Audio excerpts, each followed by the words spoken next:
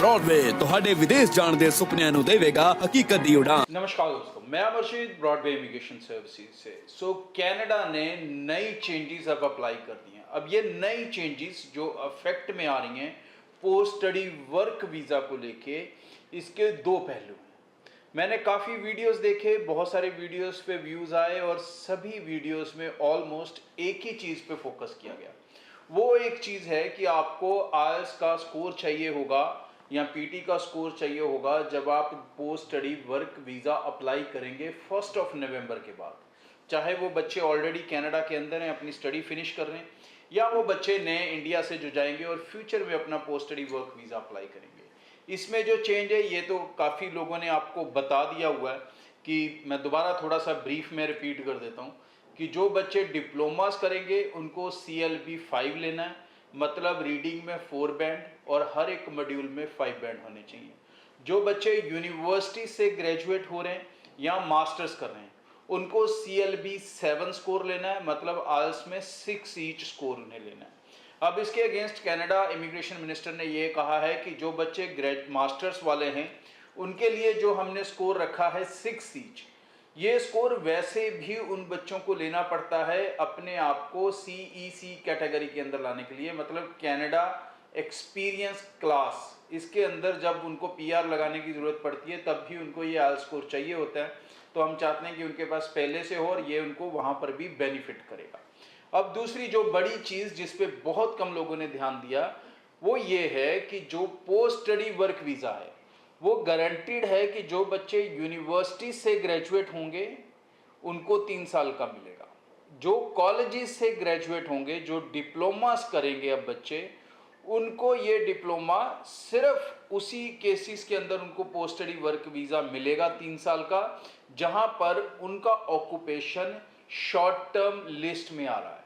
मतलब कि कनाडा से आपने कोई डिप्लोमा किया है, अगर आपका डिप्लोमा ऐसी ट्रेड का है, ऐसी फील्ड का है कि जिसके अंदर कनाडा के अंदर लोगों की शॉर्टेज है, ठीक है जी, टेम्पररी शॉर्टेज नहीं, दो तरह की शॉर्टेज होती है, एक टेम्पररी होती है, एक लॉन्ग टर्म होती है।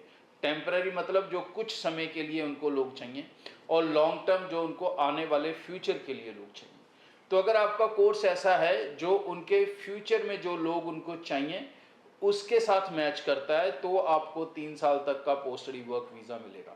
अगर वो नहीं मैच करता तो यहाँ पर उन्होंने जगह अभी खाली छोड़ दी है, उसके ऊपर कोई कमेंट नहीं किया कि उन्हें नहीं देंगे या 1 साल का देंगे या 2 साल का देंगे। इसके ऊपर अभी कनाडा ने क्लैरिटी नहीं दी है। ग्रेजुएट्स के ऊपर क्लैरिटी है, पोस्ट ग्रेजुएट्स के ऊपर क्लैरिटी है, और डिप्लोमा होल्डर्स जो लॉन्ग टर्म शॉर्ट ऑक्यूपेशन, जो लॉन्ग टर्म ऑक्यूपेशन लिस्ट में आते हैं उनके ऊपर क्लैरिटी है। बट जिनका उससे कोर्स मैच नहीं करता उसके ऊपर अभी क्लैरिटी पेंडिंग है।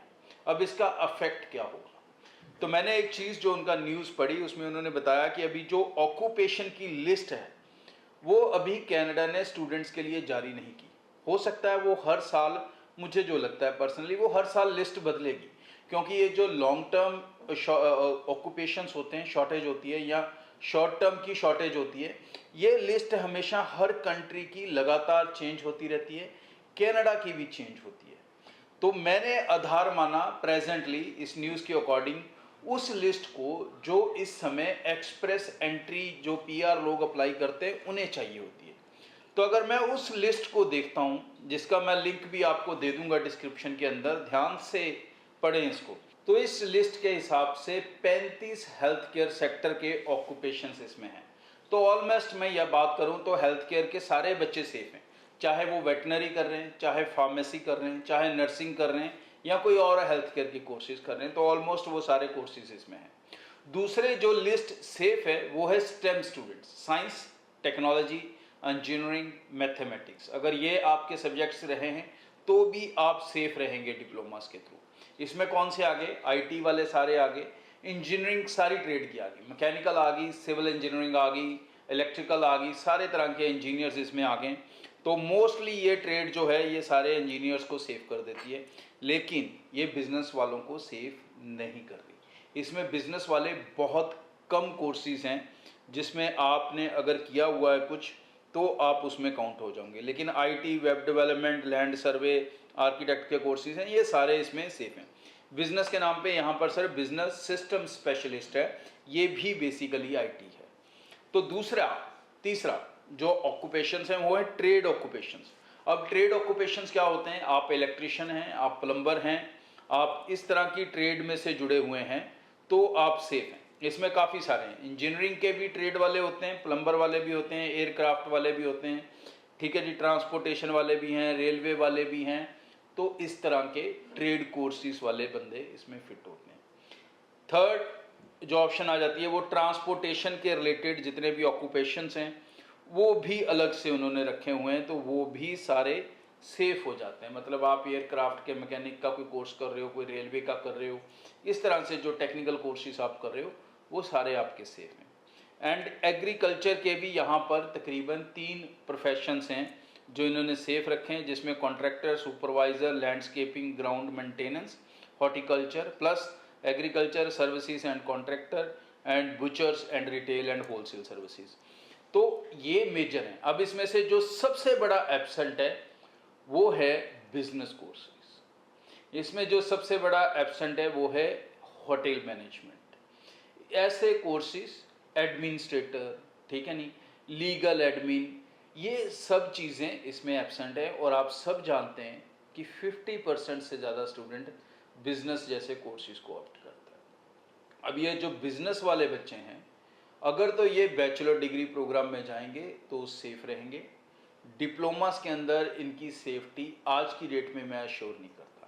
ये आने वाले दिनों में जो कनाडा की ऑक्यूपेशन लिस्ट अगर कोई अलग से आती है, इसके अलावा अगर कोई वो लिस्ट बनाते हैं, तो उस लिस्ट के ऊपर निर्भर करेगा कि बिजनेस कोर्सेज वाले बच्चे डिप्लोमा कर सकेंगे या नहीं कर सकेंगे, या वो डिप्लोमा करके उनको कोई बेनिफिट होगा या नहीं होगा।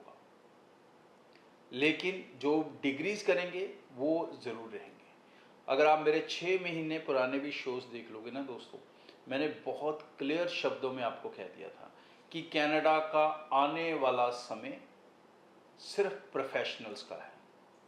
तो वो चाहे डिग्री करके बने और चाहे डिप्लोमास करके बने, टेक्निकल प्रोफेशनल्स, किसी पर्टिकुलर एक काम के कारीगर होने चाहिए। अगर मैं सीधी भाषा में बात करूं तो आगे जो आप कोर्सेज ऑप्ट करोगे, जो स्टडीज़ ऑप्ट करोगे, जो भी एडवर्टीजमेंट के अंदर फंसोगे, सोच समझ कर फंसना कि अगर आपका कोर्स या यूनिवर्सिटी और कॉलेज में से सही सिलेक्शन आपने नहीं किया तो आपको बड़ा नुकसान होने वाला है।